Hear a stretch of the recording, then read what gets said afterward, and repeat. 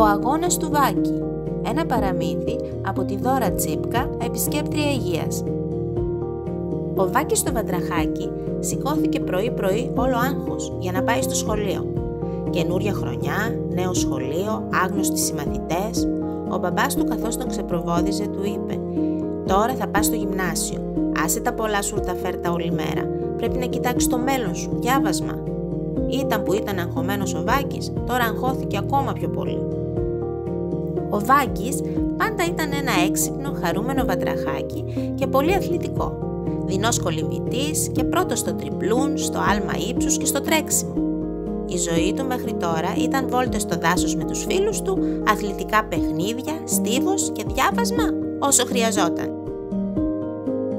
Για το μεγάλο σχολείο όμως έπρεπε να συμμορφωθεί. «Θα γίνω πολύ καλός μαθητής και θα κάνω περήφανο τον μπαμπά μου», σκεφτόταν. Οι καινούργοι του συμμαθητές ήταν και αυτοί διαβαστεροί και ήταν ευχάριστη παρέα όταν συγκεντρώνονταν για σχολικές εργασίες, φαγητό ή παιχνίδια γνώσεων. Από την άλλη, οι συμμαθητές του από το δημοτικό, κυρίως ο κολλητός του ο Βίκτορ, πολλές φορές του είχαν προτείνει να πάει μαζί τους να παίξουν και να αθληθούν όπως παλιά. Όμως ο Βάκης όλο έβρισκε δικαιολογίες.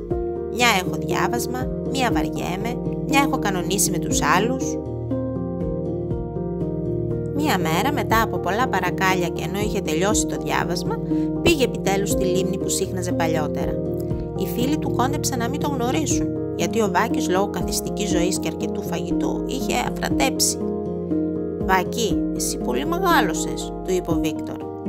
«Άντε, πάμε να παραβγούμε στο τρέξιμο όπως παλιά». «Ναι, πάμε, πεθύμισα το τρέξιμο», είπε ο Βάκης και άρχισε το ζέσταμα. Δόθηκε η εκκίνηση και προς έκπληξη όλων, για πρώτη φορά στα χρονικά, ο Βάκης βγήκε τελευταίος. «Πάει, έχασες το ταλέντο σου», τον κορόιδεψαν οι φίλοι του. «Έχω πολύ καιρό να προπονηθώ γι' αυτό», απάντησε λαχανιασμένα. «Πάντως, αν θες να έχεις τύχει στους αγώνες στο τέλος της χρονιάς, πρέπει να ξεκουνηθείς από το σπίτι και να σταματήσεις όλη μέρα να χάφτεις μύγες», του είπε ο Βίκτορ ολονόημα. Ο Βάκης προβληματίστηκε από τα λόγια του φίλου του, αλλά από την άλλη μέρα το ίδιο τροπάριο. Διάβασμα, καθισιό, φαγητό, άντε και λίγο τεμπέλικο κολύμπι στη λίμνη τους. Η μαμά του, που και η ίδια πια δεν αναγνώρισε το παιδί της, ανησύχησε. «Βάκη, γιατί είσαι όλη μέρα στο σπίτι, βγες να παίξεις με τους φίλους σου». «Μαμά, δεν προλαβαίνω, γράφω διαγώνισμα αύριο». «Όποιος θέλει προλαβαίνει. Άντε, κάνε ένα διάλειμμα. Βγες, σου λέω», και τον έσπρωξε έξω. «Ουφ, πού να πηγαίνω τώρα, βαριέμαι. Και τα παιδιά είναι στην άλλη άκρη», γκρίνιαξε και προχωρούσε τεμπέλικα στο δάσος. «Θα στρώσω να ξαπλώσω εδώ κάτω από το δέντρο, στη σκιά». Και εκεί που βαριόταν και ήταν έτοιμος να τον πάρει ο ύπνος, άκουσε έναν ύποπτο θόρυβο από το δέντρο. Γυρνάει το κεφάλι του και τι να δει? Ένα τεράστιο φίδι που ήταν έτοιμο να το επιτεθεί. Σηκώνεται σαν ελαττήριο και δίνει ένα σάλτο, αλλά δεν πήγε και πολύ μακριά λόγω κοιλιάς. «Καλά λένε τα παιδιά, έχω χάσει το ταλέντο μου», σκέφτηκε. Το φίδι στο μεταξύ είχε κατεβεί από το δέντρο και κατευθυνόταν στο μέρος του. Ο Βάκης, συγκεντρώνοντας όλο του το κουράγιο, πήδηξε ξανά και βρέθηκε μέσα στη λίμνη.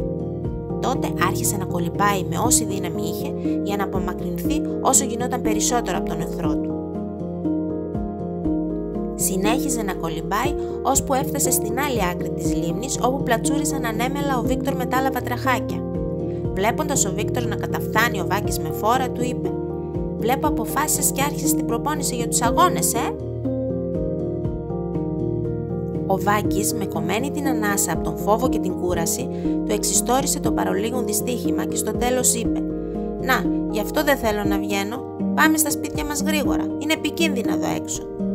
Ο Βίκτορ δεν περίμενε τέτοια αντίδραση από τον Βάκη και του απάντησε: «Βάκη, λυπάμαι για την περιπέτειά σου, όμως μέχρι τώρα ούτε φίδι ούτε πουλί μπορούσε να μας φτάσει ποτέ, γιατί είμαστε οι πρώτοι στο δάσος, στο τρέξιμο και στο κολύμπι».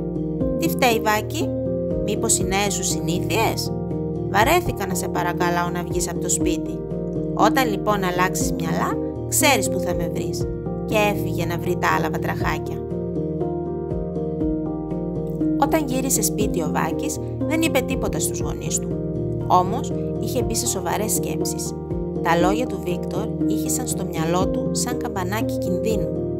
Από τη μία, η δυσκινησία μου κόντεψε να μου κοστίσει τη ζωή. Από την άλλη, αυτή μου συμπεριφορά θα με κάνει να χάσω τον κολλητό μου. Πρέπει να προσπαθήσω να αλλάξω.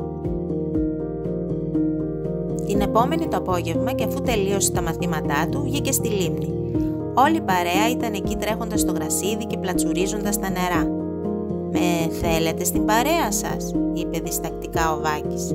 «Σε θέλουμε υπό έναν όρο, να δηλώσει συμμετοχή στους αγώνες του σχολείου», του είπε ο Βίκτορ. «Δεν ξέρω αν προλαβαίνω να προπονηθώ μέχρι τότε.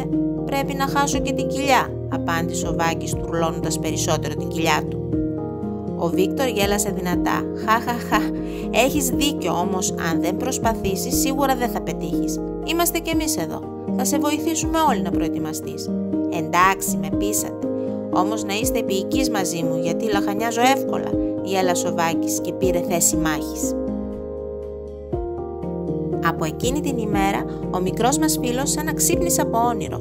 Ήταν πιο ζωηρός, πιο χαρούμενος και προς έκπληξη του μπαμπά του εξίσου καλός μαθητής. Άρχισε να χάνει βάρος και να ξαναβρίσκει το χαμένο του ταλέντο. Δεν ξέχασε όμως και τους νέους του φίλους από το σχολείο. Συναντιόντουσαν για άλλες, όχι τόσο αθλητικές δραστηριότητες. Η μαμά του χαιρόταν πολύ που ο Βάκης είχε ξαναβρει τη χαρά του. «Είδες, παιδάκι μου, που είχα δίκιο. Όταν έχουμε ισορροπία στη ζωή μας, τότε θα έχουμε υγεία και στο σώμα και στην ψυχή». «Πάντα έχεις δίκιο, μανούλα μου», απάντησε ο Βάκης χαμογελώντας. «Αισθάνομαι πολύ καλά και έχω και ελπίδες πρόκρισης για τους αγώνες αύριο». «Σημασία, αγάπη μου, έχει προσπάθεια και ο καλός αγώνας», είπε η μαμά του και τον φίλησε.